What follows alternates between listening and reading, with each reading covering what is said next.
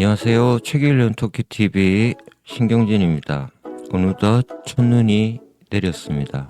겨울이 왔죠. 그래서 오늘은 가바다 야스나리의 설구, 영어 제목은 스노우 컨츄리.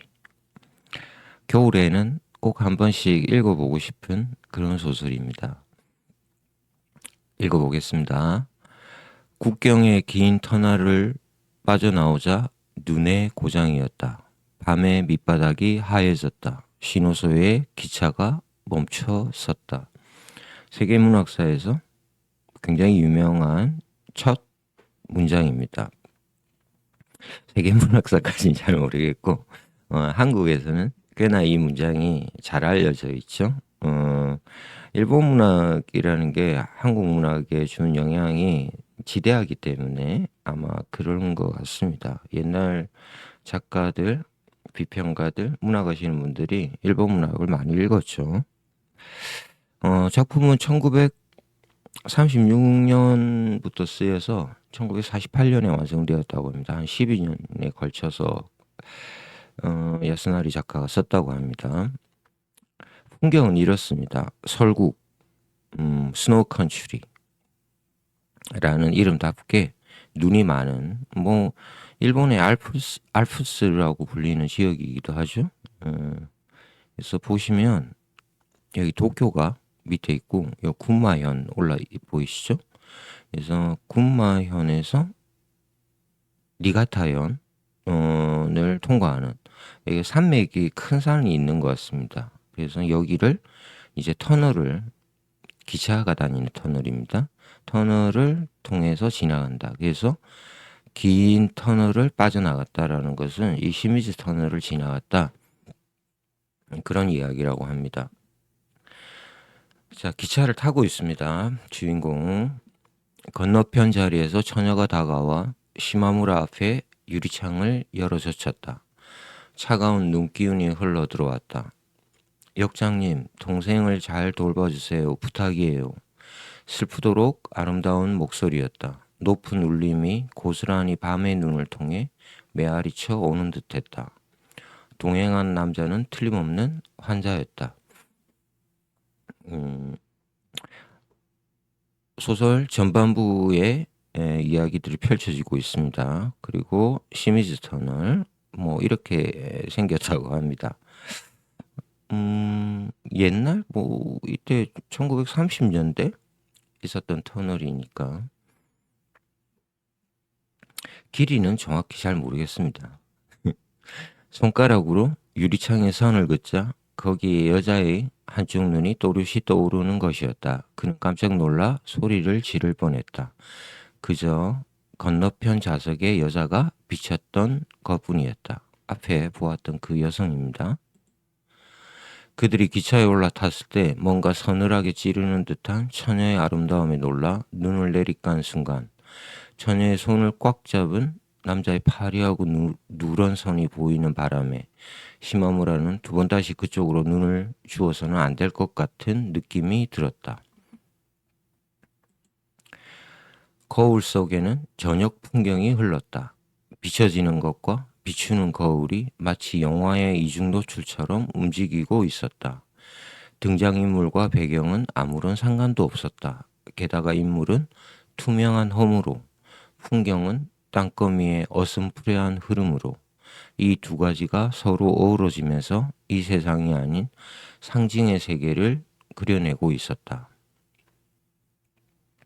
특히 처녀의 얼굴 한가운데 야산의 등불이 켜졌을 때 시마무라는 뭐라 형용할 수 없는 아름다움에 가슴이 떨릴 정도였다. 이 소설을 감상하는 방법 중에 하나는 옆에 지금 앞에 작가가 힌트를 좀 줬는데요. 등장인물과 배경은 아무런 상관도 없다. 그러니까 이 소설을 읽는 방식은 등장인물과 배경에 대해서 너무 생각할 필요가 없다라는 겁니다. 그럼 뭐에 대해서 우리는 중점적으로 볼 것인가? 이 세상이 아닌 하나의 비현실적인 상징의 세계. 작가는 이런 세계를 그리고 싶었던 것 같습니다. 그리고 실제적으로 이러한 비현실적인 상징의 세계를 그려내는데 성공한 작품이 바로 이 설국이기도 합니다. 그래서 지금 여성 자신의 반대편에 앉아 있는 그 여성의 눈을 볼 때 이 여성의 눈 속에서 야산의 등불이 켜졌다. 이 표현 너무너무 감각적이고 좋습니다. 아, 어떤 눈일까? 사실 뭐 이렇게 야산의 등불이 켜진 처녀의 눈? 좀 생각하기는 어려운데 이미지는 잘 들어오긴 합니다. 시마무라가 요코를 오래 훔쳐보면서도 그녀에게 신뢰라는 사실을 잊고 있었던 것은 저녁 풍경을 담은 거울이 지닌 비현실적인 힘에 사로잡혀 있었기 때문일 것이다. 자, 주인공 시마무라입니다. 손님을 마중 나온 여관 안내인은 화재 현장의 소방수처럼 엄청난 눈옷 차림이었다. 작년에 영하 20 몇 도인가가 최고로 추웠죠. 선생님 댁에 그 아가씨는 여태 있는가? 그럼요. 여기에 내리셨는데 못 보셨는지요? 푸른 망토를 입은 바로 그 사람이었나? 나중에 부를 수 있겠지? 오늘 밤 말입니까? 지금 시마무라가 낯선 여행지에 도착해서 료칸에 들어가려고 이제 준비하고 있습니다. 그리고 한 여자를 지금 찾고 있죠. 여관 안내인이 화재 현장의 소방수처럼 옷을 입었다. 이것도 하나의 복선입니다. 힌트를 마지막 파국으로 가는. 저녁 풍경이 비친 거울 속에서 요코가 보살펴 주었던 환자는 시마무라가 만나러 온 여자가 사는 집의 아들이었던 것이다. 손가락으로 기억하는 여자와 눈에 등불이 켜진 여자. 그렇다면 그 저녁 풍경의 흐름은 흐르는 시간의 상징이었던가 하고 그는 문득 중얼거렸다. 자, 두 여성이 등장합니다. 한 여성은 손가락으로 기억하는 여자고 또 한 여성은 눈에 등불이 켜진 여자. 눈에 등불이 켜진 여자는 지금 기차에서 만났죠. 그리고 이 손가락으로 기억하는 여자가 바로 이 시마무라가 이 고장을 온 이유이기도 합니다. 이 여자를 만나기 위해서 온 것이죠. 자, 실내 온천탕 낡은 여관 복도를 걷고 있습니다.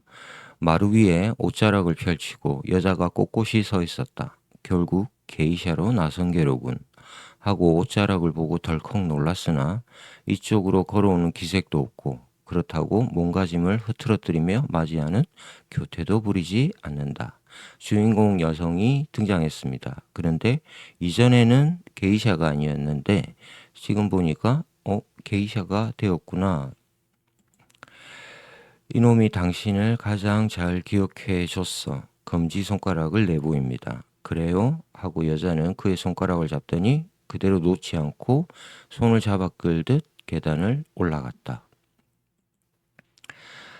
샤미센과 춤을 가리키는 선생님 댁에 있는 아가씨는 게이샤는 아니지만 큰 연애가 있을 경우 덜어 부탁받아 가기도 한다. 여자가 하녀를 따라왔을 때 시마무라는 화들짝 놀라 앉음새를 고쳤다.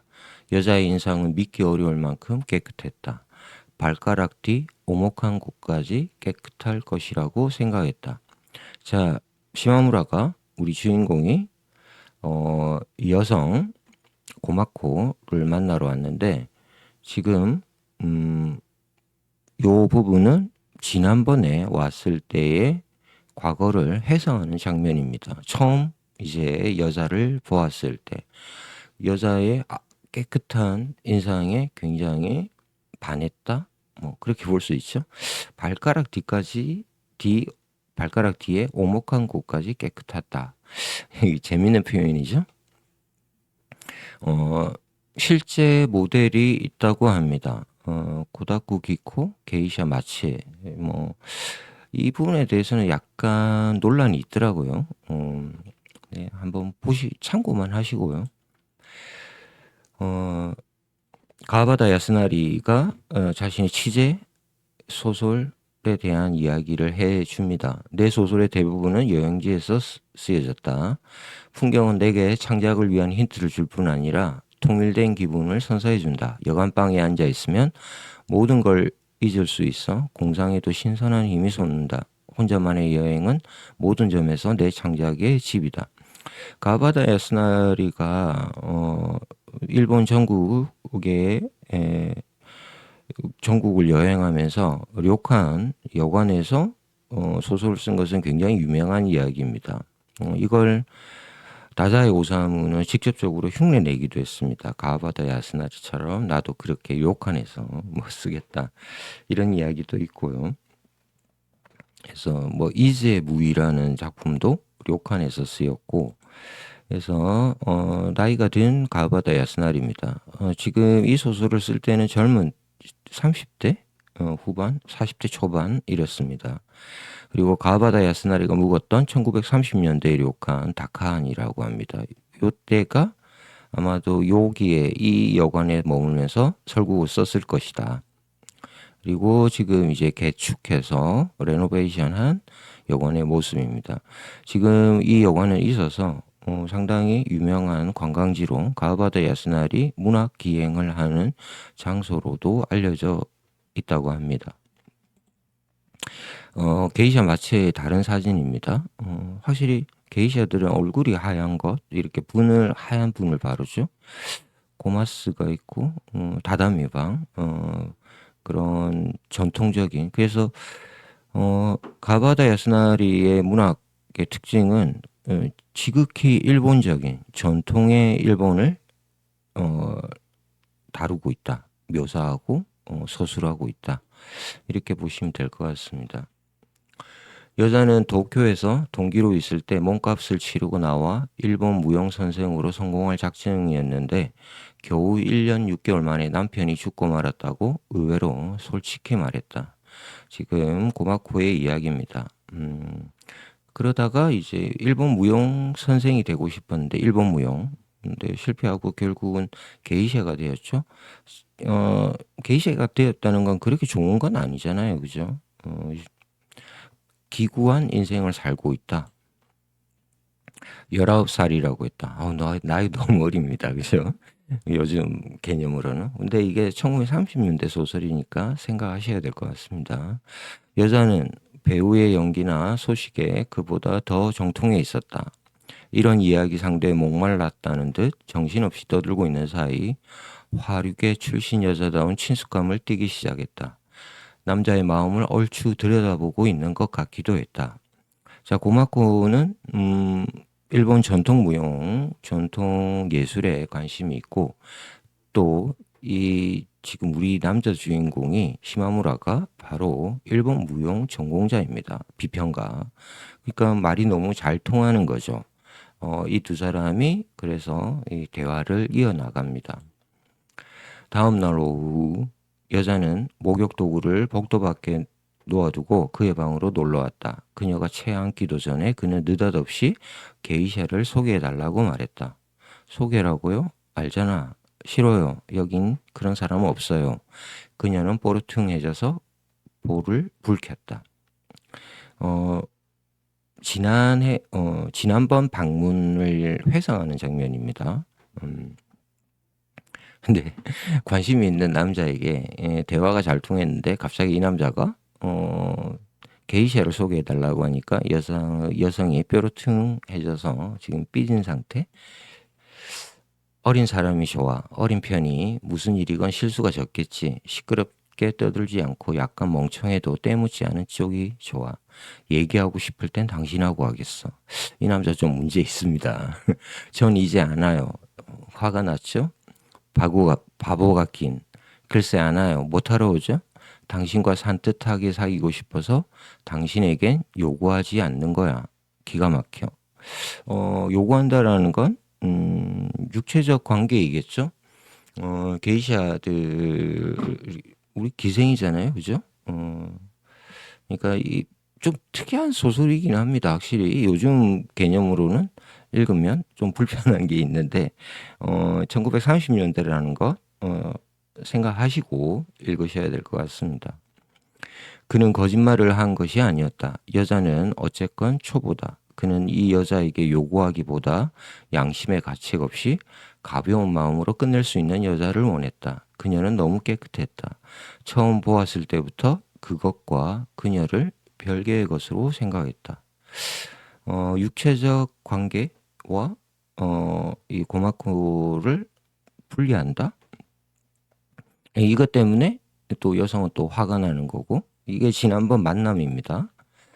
이 온천 마을로 가족을 데리고 올까도 생각했다. 그렇게 하면 여자는 다행히 초보라 아내에게도 좋은 말동무가 될 수 있을 것이고 심심풀이로 춤도 배울 수 있으리라. 진심으로 그렇게 생각했다. 여자에게 우정 같은 것을 느꼈다 해도 그는 이미 이 정도의 여우를 건너고 있었다. 이 정보에서 알 수 있듯이 시마무라는 기혼자입니다. 가족도 있고. 근데 자신이 여기에 아내까지 데려와서 이 고마코와 아내가 사귀었으면 좋겠다. 좀 특이한 생각이죠. 자, 이제 이 시마무라에 대한 이야기가 나옵니다. 일본 춤, 전통 춤을 연구하는 연구가이고, 이 연구를 서양 무용을 통해서 또 일본 춤을 비판하기도 합니다. 서양의 인쇄물에 의지하여 서양 무용에 대해 글을 쓰는 것만큼 편한 일은 없었다. 보지 못한 무용은 이 세상에 존재하지 않는 이야기나 마찬가지다. 이보다 더한 탁상 공론이 없고 거의 천국의 시에 가깝다. 시마무라는 자신도 모르게 여자를 서양 무용 취급을 하고 있었는지도 몰랐다. 상당히 재밌는 내용입니다. 지식인들, 비평가라 그랬잖아요. 시마무라가.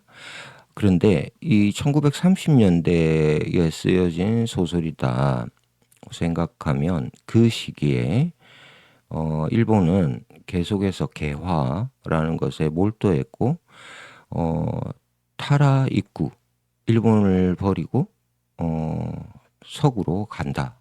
그래서 서양화, 일본의 정체성을 버리고 우리도 서양처럼 빨리 발전해야 된다. 그런 것들로 완전히 이 세계가, 일본 전체가 휩쓸려 가던 시기입니다. 그러니까 지금 그렇게 보면 여기에서 이제 가와바타 야스나리가 이 시마무라라는 주인공을 내세워서 과연 이게 일본의 올바른 모습일까? 우리는 일본 무용을 서양 무용을, 서구의 무용 발레 같은 것들이겠죠? 이런 것들을 보지도 못했는데 여기에 대한 비평을 쓰고 있다? 이게 대체 뭐 하는 거지?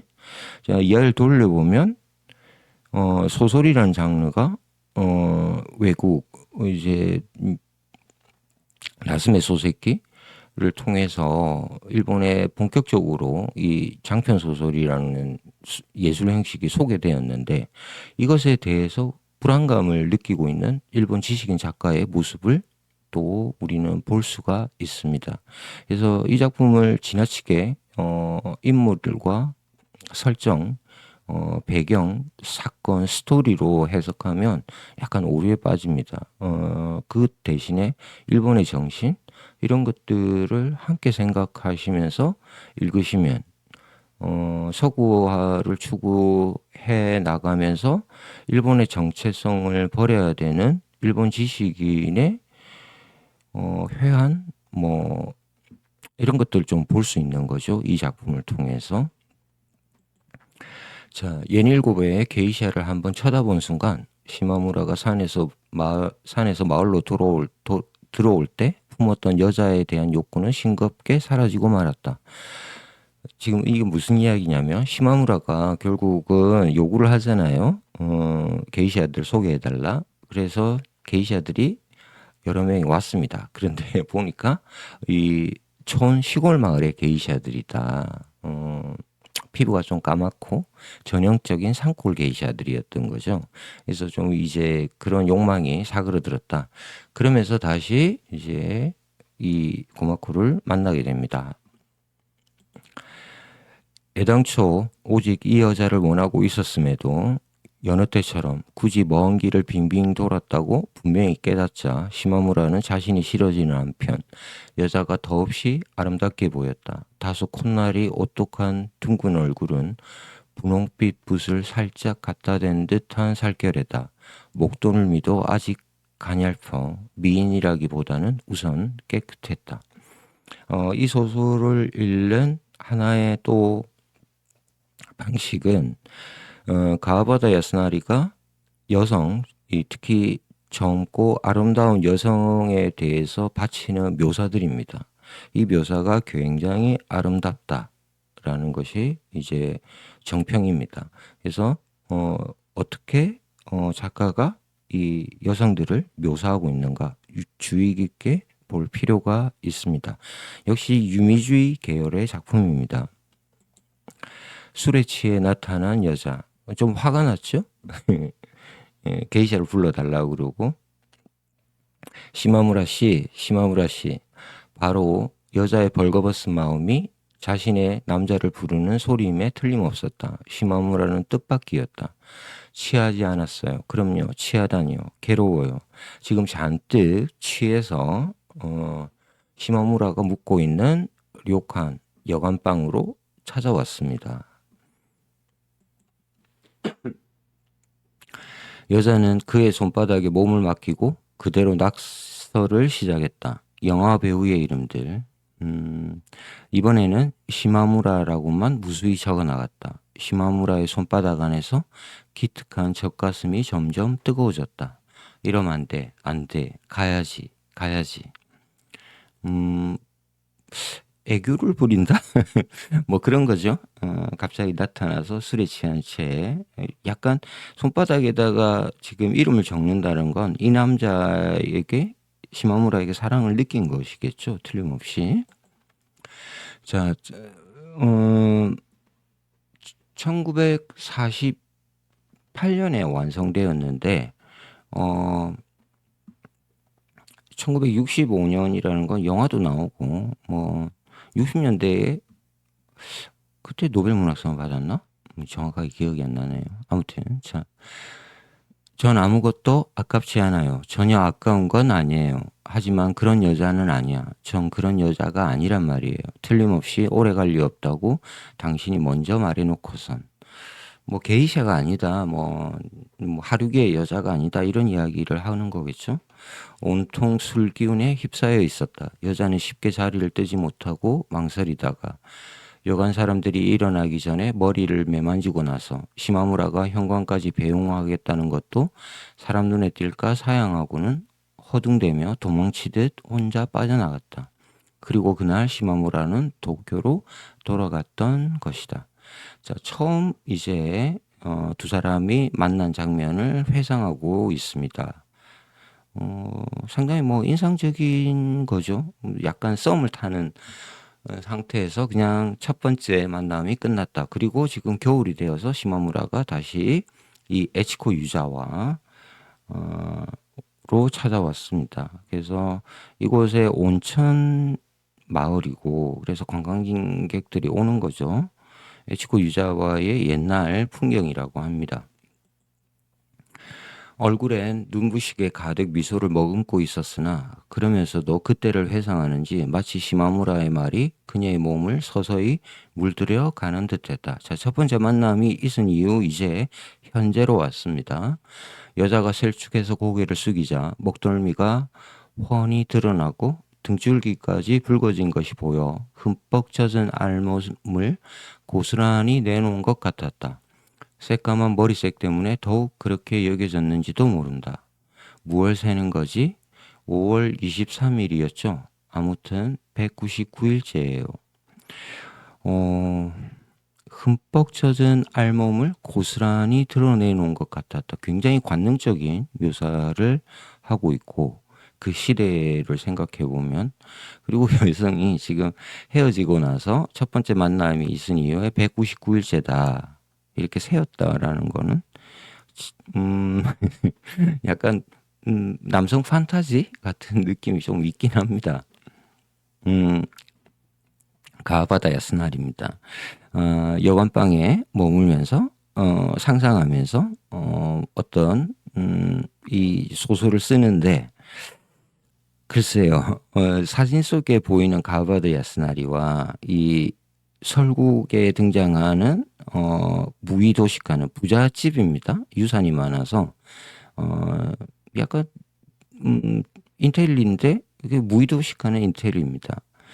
이 시마무라와 가바다 야스나리가 동일 인물일까? 이렇게 생각해 보는 것도 재밌긴 한데 이 사진을 보고 시마무라를 생각하기는 조금 어렵죠. 왜냐하면 가바다 야스나리 키가 작고 왜소해 보이죠. 전형적인 일본인처럼 생겼는데 그냥 제 느낌인가요? 아무튼 이 사진을 보고 이 시마무라와 겹쳐지는 건 좀 어렵습니다. 자, 작가 연보를 잠깐만 보고 가겠습니다. 사진 속에 학생이었을 때 야스나리의 모습이고 약혼녀 이토 하스에오의 모습입니다. 아마 여기 결혼 못했나? 정확하게 잘 모르겠네요. 한번 보시죠. 이게 좀 중요한 정보가 있는데 1899년 오사카 출신입니다. 지금 시마무라가 소설의 주인공이 도쿄 출신이잖아요. 그죠?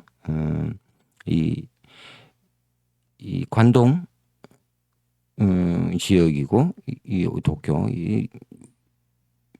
정작 야스나리는 관서지방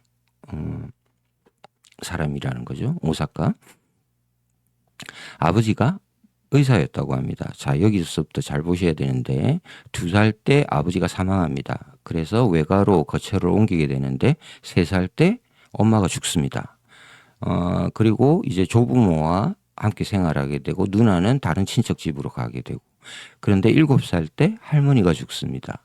그래서 10년간 할아버지와 외할아버지겠죠? 단둘이서 살게 됩니다. 근데 10살 때 누나가 죽습니다. 그리고 13살에 중학교에 입학해서 소설가를 문학의 꿈을 꾸게 됩니다. 그런데 15살에 조부마저 사망하게 됩니다. 그러면서 조부의 임종을 지켜보며 쓴 일기를 16살의 일기로 발표하게 됩니다. 소설로. 이게 무슨 정보가 있냐면 세상에 이렇게 온 가족이 차례차례 15살이 될 동안 아빠, 엄마, 누나, 할머니, 할아버지가 다 죽습니다. 이건 가바다 야스나리의 의식 속에 죽음이 항상 있다라는 겁니다. 그죠? 그렇지 않을 수가 없죠. 사랑하는 사람들이 다 특히나 이 어린 유년 시절에 다 사망했다. 이것이 이 작가에 미친 영향력 지대하겠죠. 그래서 가바다 야스나리의 소설의 특징은 역시 죽음에 대한 미의식입니다.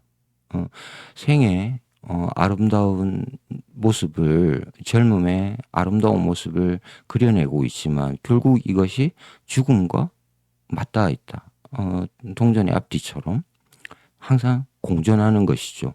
아름다움은 죽음과 함께 있다. 이런 작가의 작품 세계를 볼 수가 있다. 살아온 과정이죠. 불행한 유년 시절. 작가로서는 완벽한 조건입니다. 여자의 소설 이야기는 흔히 일컫는 문학이라는 단어와는 인연이 없는 것처럼 들렸다. 이렇다 할 이해도 갖추지 못한 채 여관의 객실 같은 데서 소설책이나 잡지가 눈에 띌 때마다 빌려 읽는 식인 것 같았다. 그녀의 말투는 마치 아득한 외국 문학 이야기를 하는 양 청빈한 거지가 지닌 애처로운 울림을 띠고 있었다. 자신이 외국 서적의 사진이나 글에 의지해서 서양 무용을 희미하게 몽상하는 것도 이런 게 아닐까 하고 시마무라는 생각했다. 그녀 역시 보지도 못한 영화나 연극 이야기를 유쾌하게 늘어놓았다. 앞에 했던 이야기의 반복입니다. 서구화를 진행하는 이 일본인들 하이칼라라고 그러죠. 신문화. 이 하이칼라가 되고 싶어하는 일본인들의 정체성 이런 것들이 굉장히 잘 드러나고 있고 여기에 대해서 보시면 알겠지만 가하바다 야스나리는 굉장히 큰 반발감을 갖고 있죠. 왜 우리가 이렇게 알지도 못하고 우리 것도 아닌 것에 대해서 마치 우리 것인 양 이야기해야 되는 건가? 일본인이란 대체 어떤 존재인가? 여기에 대한 지식인의 고민이 이 소설에 담겨 있습니다.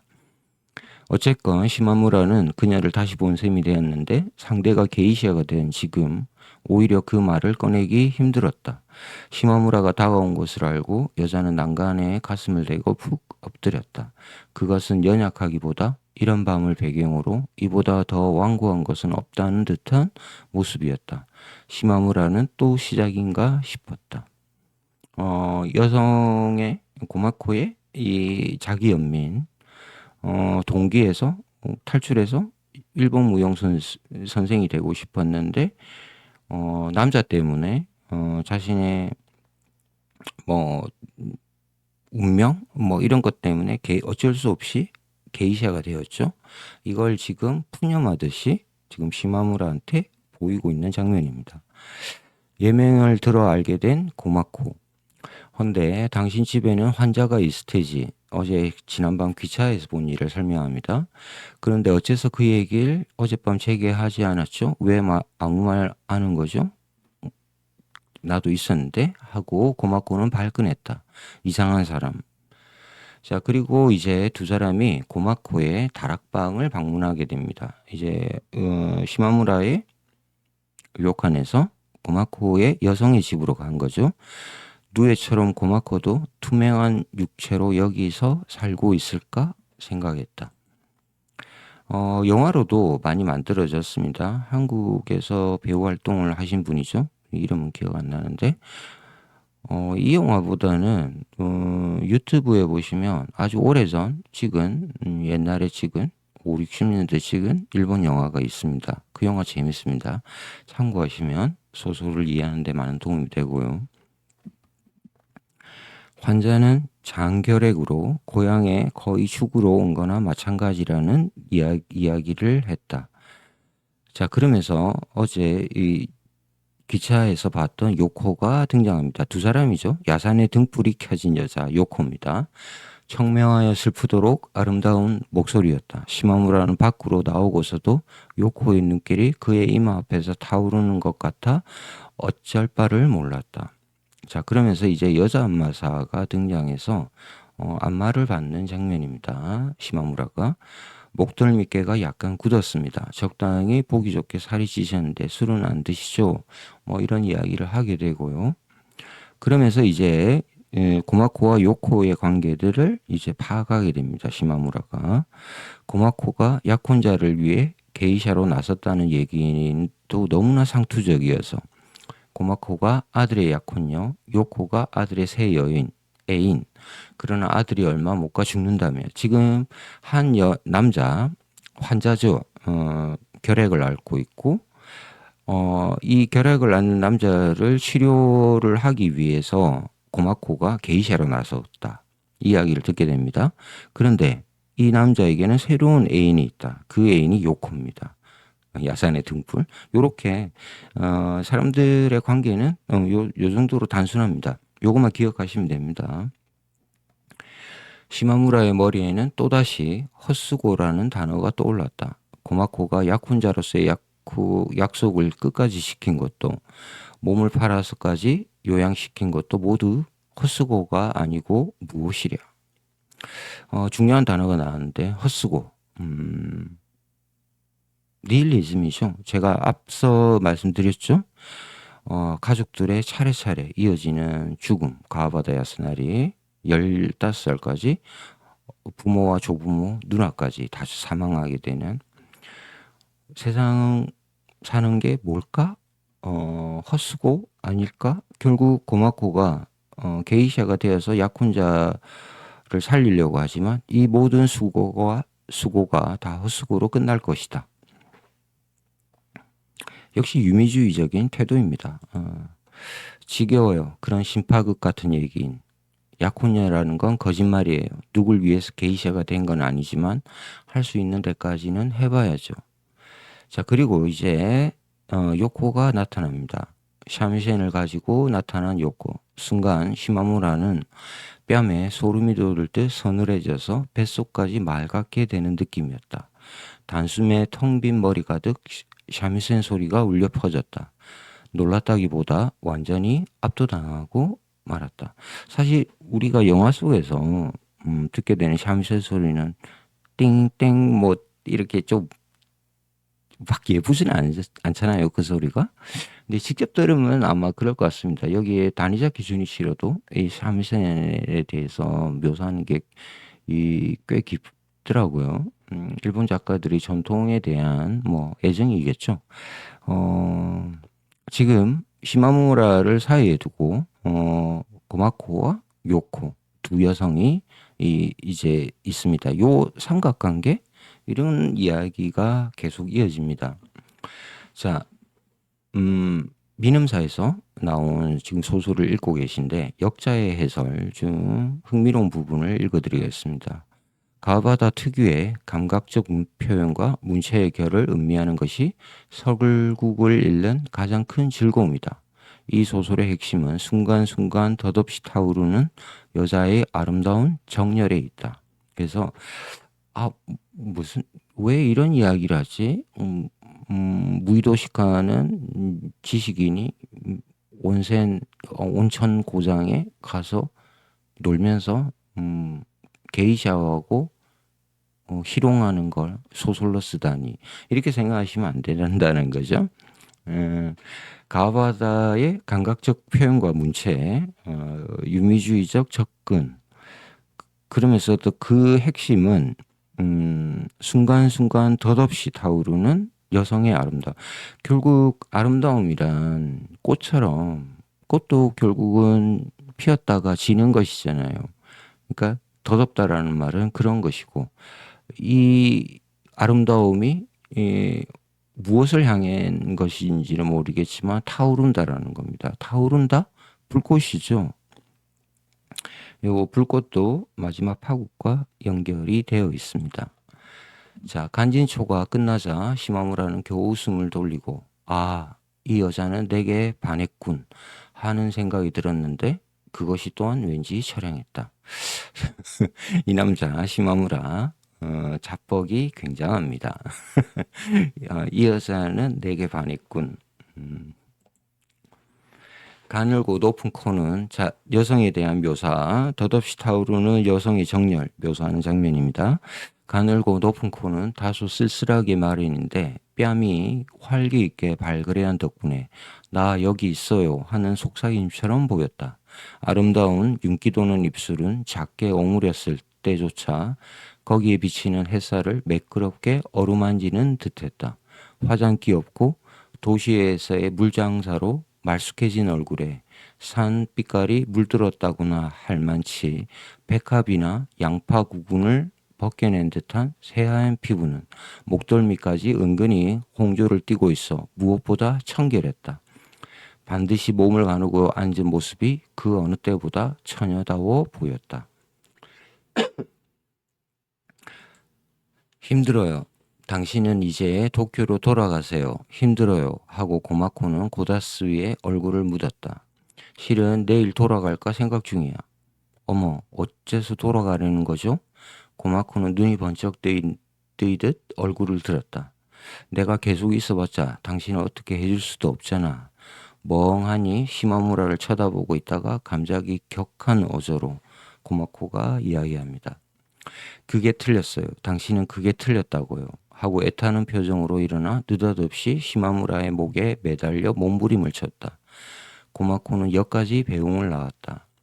역에서 만난 유코 선생 아들의 병고를 듣게 됩니다. 자, 이제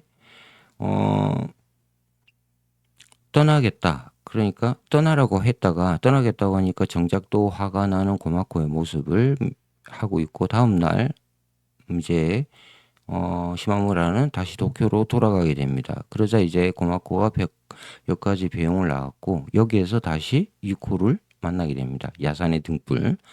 그러면서 유코의 애인 선생 일본 춤 선생 아들의 병고를 듣게 됩니다. 죽는다라는 거죠. 그래서 이제 죽을 때는 마지막 장면을 봐야 되지 않느냐 그랬더니 고마코가 이렇게 이야기합니다. 싫어요. 전 안 돌아가요. 사람이 죽는 걸 보는 건 싫어요. 이건 뭐 우리가 좀 볼 수 있죠. 가와다 야스나리의 모습. 사람이 죽는 걸 보는 건 싫어요. 나방이 알을 쓰는 계절이니까 양복을 옷걸이나 벽에 건 채로 두지 말라고 도쿄에 집을 났을 때 아내가 말했다. 자, 그러면서 이제 새로운 계절에 시마무라가 다시 이 에치코 유자와로 이 온천 마을로 오게 됩니다. 그러자 이제 다시 당연히 고마코를 만나게 되죠. 그러자 이렇게 이야기합니다. 뭐 타러 왔어요? 이런 데를 왜 왔죠? 그 사람은 어떻게 됐지? 물론 죽었죠. 자신이 이 남자를 살리기 위해서 게이샤까지 됐죠. 근데 이 남자는 죽었습니다. 새해인 6호가 있고 관계가 약간 복잡하죠. 우리가 볼 때는 목덜미께가 작년보다 살이 쪄 기름기가 올라 있었다. 21가 되었구나 하고 시마무라는 생각했다. 그의 무릎에 따스한 습기가 전해져 왔다. 1년 만이에요. 당신은 1년에 한 번 오는 사람인가요? 자, 지금 고마코와 시마무라는 3번 만났습니다. 그죠? 첫 번째 만남이 있고 우리가 아까 현재라고 했던 두 번째 만남이 있고 지금 이제 계절이 바뀌어서 시마무라가 3번째 방문했습니다. 여자의 올록볼록한 귀 모양을 또렷이 드러낼 만큼 다른 발 같다. 깊숙이 파고들어 다다미에 차갑고 푸른빛이 감돌았다. 고마코의 입술은 아름다운 거머리태처럼 매끄러웠다. 이런 묘사들도 굉장히 특이합니다. 그죠? 여성의 입술을 아름다운 거머리태처럼 매끄러웠다. 이런 묘사가 확실히 이 소설을 읽는 매력인 것 같습니다.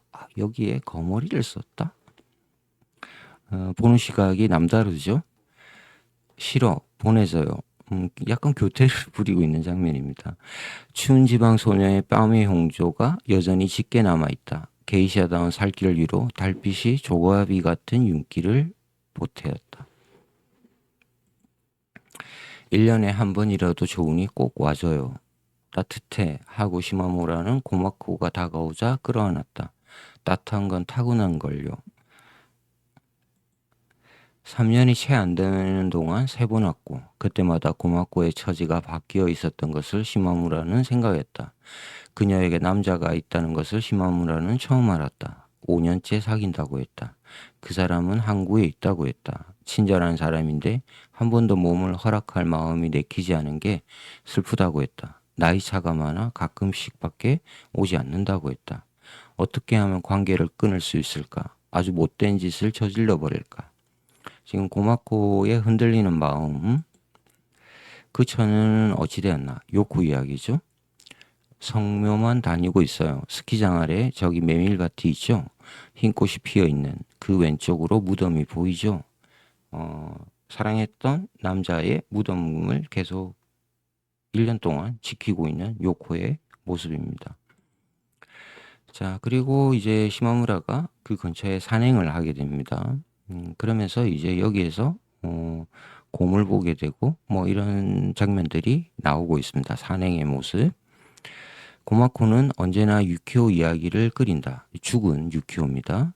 약혼자는 아니었다 하더라도 그의 요양비를 벌기 위해 여기서 게이샤로 나선 것을 보면 중요한 일이면 틀림없다. 정말 당신은 순진한 사람이군요. 뭔가 슬프신 거죠? 알 수 없어. 도쿄 사람은 복잡해.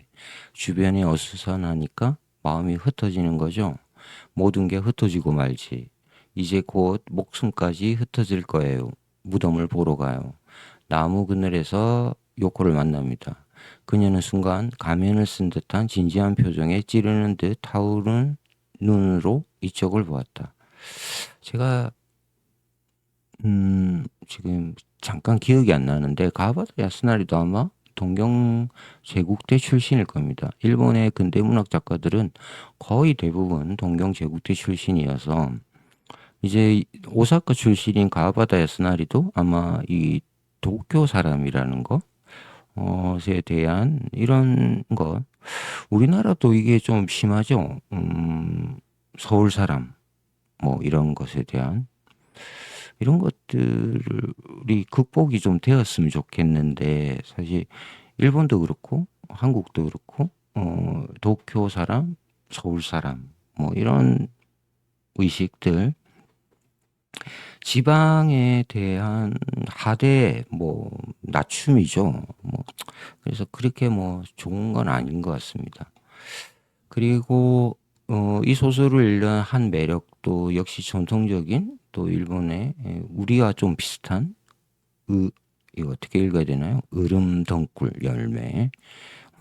아무튼 저도 한번 먹었던 기억이 나는데, 으름덩굴 열매 잘 나진 않는데 한번 본 것 같긴 합니다. 요코가 이 집에 있다고 생각하니 시마무라는 고마코를 부르기가 왠지 꺼려졌다. 세 번째 지금 방문입니다. 고마코의 애정은 그를 향한 것임에도 불구하고 이를 아름다운 헛수고인 양 생각하는 그 자신이 지닌 허무가 있었다.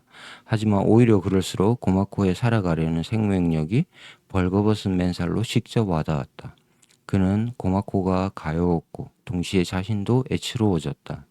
이러한 모습을 무심히 꿰뚫어 보는 빛을 닮은 눈이 요코에게 있을 것 같다. 좀 애매하죠. 그죠? 고마코와 자신의 관계. 그리고 이 사이에 서 있는, 사실은 뭐 시마무라 혼자의 자의식입니다. 요코를 바라보는 것.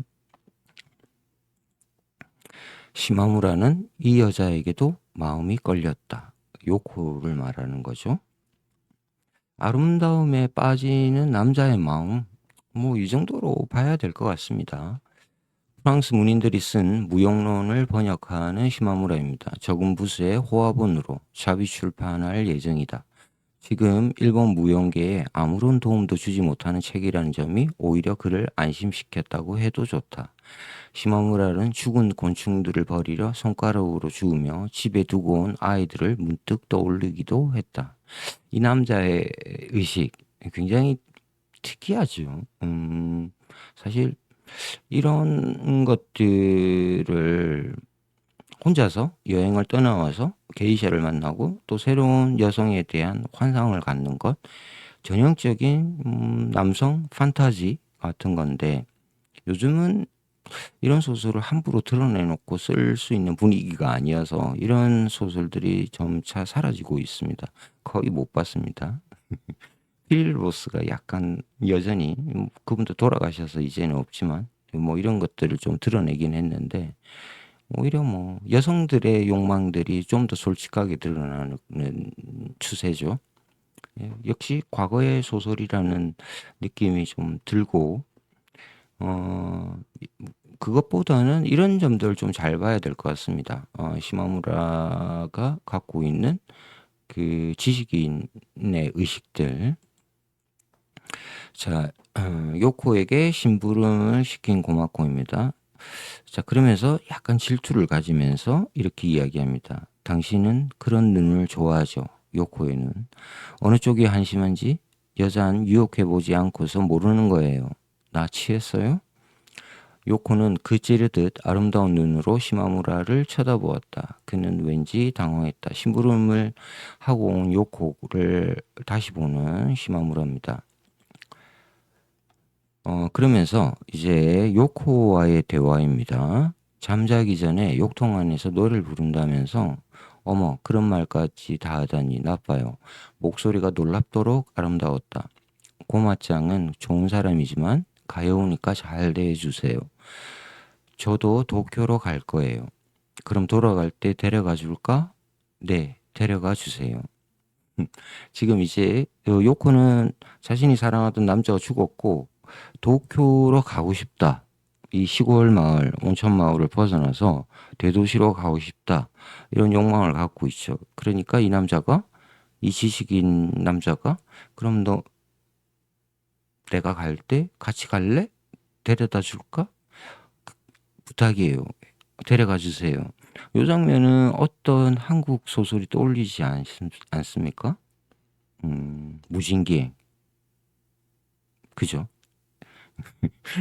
예, 무진이라는 그 가상의 공간 속에서 소프라노 공부를 하는 여선생 서울로 데려가 주세요.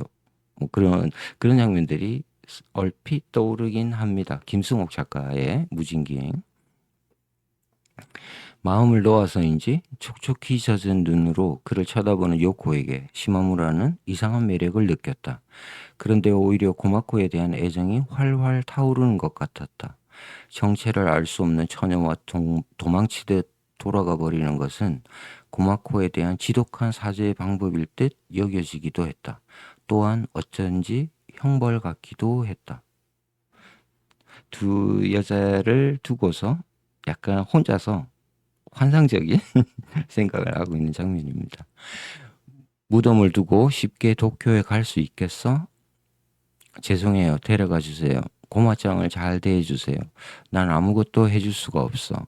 요코의 눈에 눈물이 넘쳐 흐르더니 다다미에 떨어진 작은 나방을 잡고는 흐느껴 울며 고마짱은 제가 미쳐버릴 거래요 하고 방을 뛰쳐나가고 말았다. 시마무라는 오한을 느꼈다. 우키요에라고 일본의 유명한 판화 그림이 있습니다. 많은 분들이 아마 이 그림을 보셨을 겁니다. 일본 하면 대표적으로 나오는 그림이죠. 이런 그림들, 요 그림들의 그 색감, 화풍 이런 것들을 한번 보십시오. 그러면 방고의 그림이죠. 탄기 영감인가? 뒤에 보면 일본의 게이샤들의 모습들, 일본 풍경들이 보이죠. 일본의 영향을, 인상주의, 특히 고흐의 그림에 영향을 준 것으로 많이 소개됩니다. 이렇게 별이 흐르는 모습이 유키오에가 그린 이 파도가 일렁이는 모습과 유사하다. 이런 이야기도 많이 하고 있고요. 참고를 하십시오. 당신이 그 애를 울린 거죠, 요코. 그러고 보면 분명히 약간 미친 것 같기도 해. 남의 일을 그렇게 말하면 재밌어요? 당신이 그렇게 말하지 않았나? 미쳐버릴 거라고. 새삼 그 말이 생각나? 분해서 울음을 터뜨린 것 같은데? 그럼 됐어요. 이유는 몰라도 당신은 그 처녀의 얘기만 나오면 괜히 억지를 부리는군. 그 애를 원하는 거죠. 고마코가 지금 시마무라의 속마음을 꿰뚫고 있죠. 그 요코의 아름다움. 근데 이게 관능적인 건가? 초현실적인 건가? 약간 관념론적인 건가? 이런 거는 이 속에서는 애매합니다. 사실은 두 가지가 다 합쳐진 이야기인 것 같기도 하고요. 당신 같은 사람 손에 걸리면 그애 미치지 않을 수도 있어요. 제 짐을 가져가지 않을래요? 이제 그만해. 취해서 주정 부리는 거라고 생각하세요? 그 애가 당신 곁에서 기염받는다고 생각하고 전 이 산골에 뼈를 묻는 거예요. 고요하고 편안한 기분. 이봐. 뭐 두 사람이 뭐 이렇게 약간 다투고 있는 장면입니다. 고마코의 방 여관입니다. 자, 마셔요. 갑자기 속이 메스꺼리고 어지러웠다. 얼굴이 창백해지고 눈을 감고 드러눕자 고마코는 당황해서 그를 끌어안았다. 마침내 시마무라는 여자의 뜨거운 몸에서 완전히 어린아이처럼 안심했다. 여기선 관계에 맺은 것 같죠, 그죠? 확실히. 당신은 좋은 애야. 어째서요? 어디가 좋아요? 좋은 애라고. 이상한 사람. 요런 대화풍은 음, 무라카미 하루키가 그 쓰는 묘사 기법 이런 것을 좀 많이 담고 있습니다. 사실 하루키가 들으면 기분 나빠할 이야기인데 왜냐하면 무라카미 하루키는 이 가바다 야스나리 설국 이런 작품들 나는 별로 좋아하지 않는다라고 이야기했거든요. 그런데 이렇게 대화 주고받는 거 이상한 사람 한번 더 보실 겁니다. 상실의 시대에 나오는 장면들, 대화 장면들, 이런 것들이 좀 또 연상이 되긴 합니다. 처음 만났을 때 당신이 정말 싫더군요. 그런 신뢰되는 말을 하는 일은 또 없을 거예요. 정말 싫었어요. 시마무라는 고개를 끄덕였다. 여자가 이런 말까지 할 정도면 이미 다 끝난 거 아닌가요? 괜찮아. 그래요? 한 여자의 삶의 느낌이 따스하게 시마무라에게 전해져 왔다. 당신은 좋은 여자야. 어떻게 좋은데요? 좋은 여자야. 이상한 사람. 음, 뭐, 썸 타는 뭐 그런 겁니다. 네. 이제 단풍도 끝이에요. 창틀 안으로 보이는 잿빛 하늘에서 커다란 한방눈이 흐릿하게 이쪽으로 떠내려온다. 어쩐지 고요하고 비현실적인 세계였다. 자, 작가 가와다 야스나리는 시마무라라는 인물을 통해서 지금 이 고장, 이 산골 마을의 온천 마을을 하나의 고요하고 비현실적인 세계로 그리고 있습니다. 그러니까 비현실적인 세계란 곧 여기서 만나게 되는 시마무라라는 주인공이 만나게 되는 고마코와 요코도 사실은 비현실적인 한 존재로 생각하시면 오히려 더 이 소설을 정확하게 읽는 방식이 아닐까. 자, 지짐이라고 일본의 그 옷을 만드는 방법이라고 합니다. 추운 겨울에 말렸다가 이 일을 꼭 젊은 여성이 해야 된다고 합니다. 뭐 옛날 이야기입니다. 열 대여섯 살부터 스물네 다섯까지의 젊은 여자가 아니고서는 품질 좋은 지짐이를 만들 수가 없었다. 나이를 먹으면 옷감의 윤기를 살리기 힘들어지는 것이다. 그래서 이제 눈에 말리는 뭐 이런 이야기들이 좀 묘사가 이어집니다. 확실히 이 소설은 일본 전통에 대한 애정 이런 것들을 볼 수 있습니다. 추울 때 짠 모시가 더울 때 입어 피부에 시원한 것은 음양이지. 자, 겨울에 이렇게 말렸다가 여름에 입는다라는 거죠. 시마무라에게 히감교는 고마코에게도 뭔가 서늘한 핵이 숨어 있는 듯했다. 그 때문에 한층 고마코의 몸안 뜨거운 한 곳이 시마무라에게 애틋하게 여겨졌다. 직접적인 묘사는 하지 않습니다. 가족이 있는 집으로 돌아가는 것도 잊은 듯 빈번히 만나러 오는 고마코를 기다리는 것이 어느새 버릇이 되고 말았다. 고마코가 간절히 다가오며 올수록 시마무라는 자신이 과연 살아있기나 한 건가 하는 가책이 깊어졌다. 이를테면 자신의 쓸쓸함을 지켜보며 그저 가만히 멈춰서 있는 것뿐이었다. 자, 그러면서 이제 지짐이 산지 여행을 떠나게 됩니다. 여기에 묘사가 굉장히 좋습니다. 눈이 내릴 징조다. 멀고 가까운 높은 산들이 하얗게 변한다. 이를 산돌림이라 한다. 또 바다가 있는 곳은 바다가 울리고 산 깊은 곳은 산이 울린다. 먼 천둥 같다. 이를 몸 울림이라 한다. 산 돌림을 보고 몸 울림을 들으면서 눈이 가까웠음을 안다. 묘사 좋습니다. 아이 차가워. 이렇게나 왜 절 데려가지 않았어요? 지금 혼자서 갔다 온 시마무라에게 고마코가 이야기합니다.